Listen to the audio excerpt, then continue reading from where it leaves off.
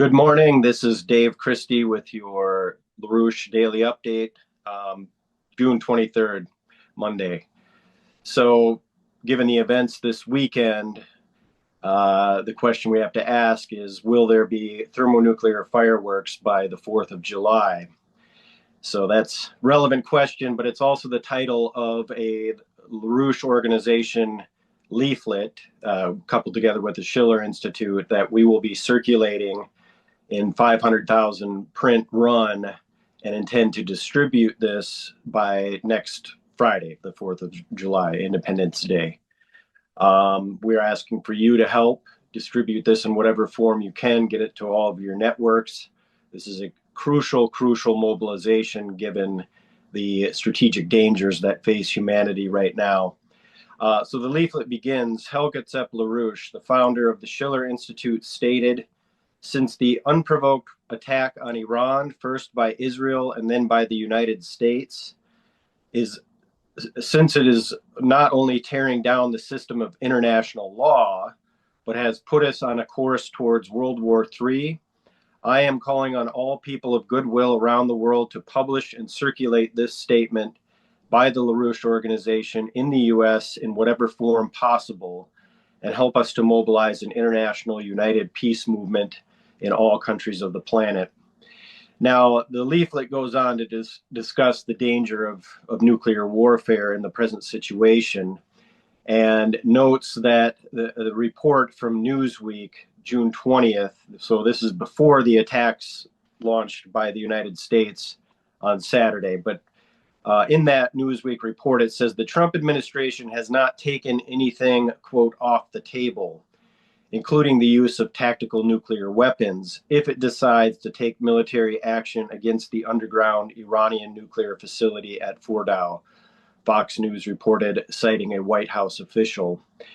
Now, given that there are indications so far from what we know that this was not quite the knockout blow that Trump claimed it to be, that report has obvious dangerous implications now. There's reports that Iran moved their enriched uranium to other facilities inside of Iran, possibly outside of Iran. Obviously, we don't know that, but what we do know is that the war hawks will continue to push for escalation. Now, already, Trump has left the door open for further escalation. He said yesterday, so, the day after the attacks occurred, quote, "If the current Iranian regime is unable to make Iran great again, why wouldn't there be regime change?" That was what he posted on Truth Social. So in this echoes one of the most pathetic warmongers in history, John Bolton, who on his X account posted, before Trump, actually, but what Bolton reported is President Trump did the right thing for America in striking Iran's nuclear weapons program. Now on to regime change. So that is to be expected from John Bolton. And there is other pressures coming from neocon circles, the British, everybody is ganging up to keep this escalation going. Now, we don't know what the Iranian response is going to be, but their foreign minister, Araghchi, is in Moscow today. We don't have any readouts, but apparently he is going to be meeting with Putin. Putin just had a strong condemnation of the attack as a violation of international law, but as far as what kind of consultations and what role Russia will, or services they will offer and so forth to the Iranians, that's unclear. And we may or may not get reports later in the day on what those discussions took place. Now, I just think the other part of this leaflet that we're asking you to help distribute is that we have to be clear on know thy enemy. And clearly the neocons and Israelis, a lot of people are attempting to say that Trump has been captured by them, and certainly that appears to be true. But in reality, the controlling factor for both the neocons and the Israelis is the British Empire, the City of London financial circles, and their lackeys in Wall Street and other locales. In terms of the British role in this capture of Trump, recall that during Trump's first term, Sir Kim Derrick, maybe even a British lord anyway, Derrick was the British ambassador to the United States, and there was a leaked cable that he sent to the British Foreign Office in July 2019, detailing his efforts to trap Trump into getting an attack on Iran. Derrick described the British strategy then as flooding the zone. That's amplifying narratives, recruiting neocons like Bolton and Pompeo and so forth to do the dirty work. Derrick at that time wrote in this cable that Trump's Iran policy was incoherent, chaotic, and that he wasn't fully on board out of Trump's concerns at the time that this would violate the America First campaign promises to not start any new wars. That's obviously all out the window at this point. Derrick then said that hopefully Trump is now surrounded by a more hawkish group of advisors. Just one more Iranian attack somewhere in the region could trigger yet another Trump U-turn.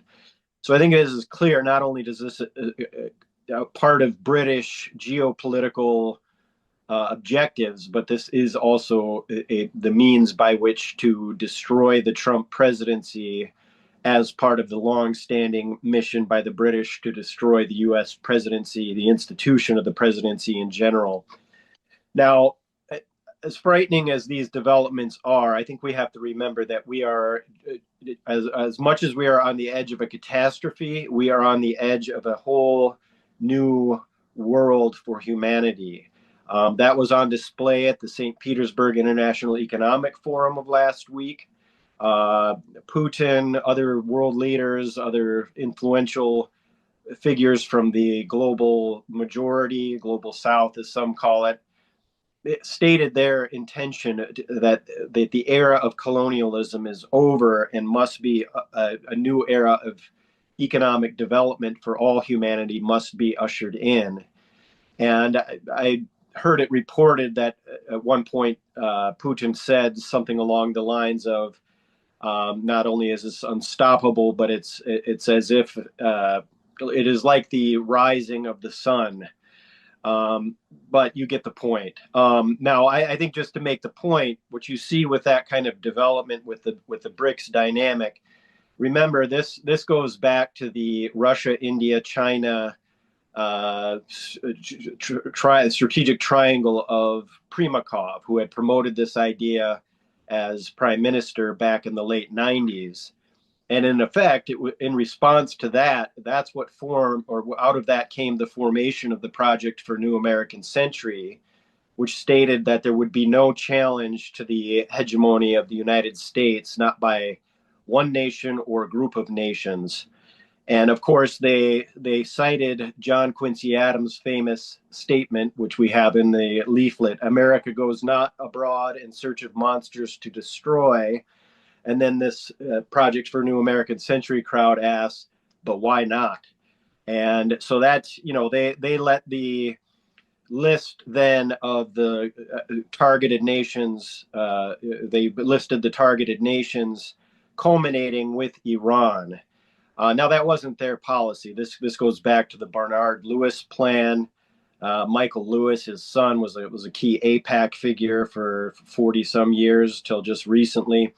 But that's the point on all of this. It is not just simply the neocons and the Israelis are acting as a British hand grenade right now to destroy that seed crystal that was the intention was to destroy that seed crystal, and today to destroy it altogether.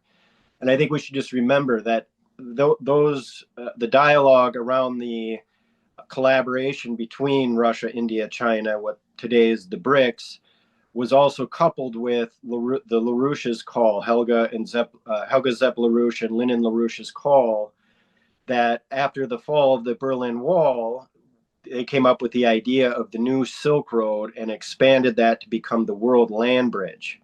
And that today is in motion with the Belt and Road Initiative of China.